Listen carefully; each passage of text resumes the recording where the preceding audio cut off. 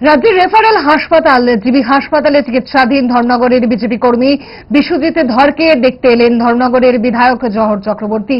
বিশ্বজিৎ ধরের সঙ্গে কথা বলেছেন বিধায়ক, তার স্ত্রীর সঙ্গেও কথা হয়েছে বিধায়কের।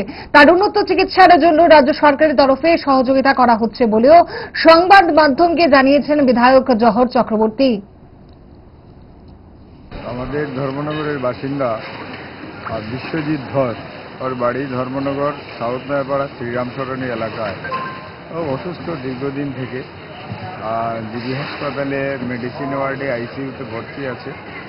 ওর বোনমেরু ট্রান্সপ্ল্যান্ট হবে, তাই ওকে দেখতে আসলাম। ওকে দেখলাম, ওর সঙ্গে কথা বললাম। ওর পরিবারের যারা রয়েছেন ওনার স্ত্রীর সঙ্গে কথা বলেছি, ভাইয়ের সঙ্গে কথা হয়েছে, বাচ্চাটাকেও দেখেছি, কথা হয়েছে যাতে ওর প্রপার ট্রিটমেন্ট হয়। তার জন্য আমাদের রাজ্য সরকারও চেষ্টা করছেন, সবাই চেষ্টা করছেন, ধর্মনগরবাসী সবাই চেষ্টা করছেন।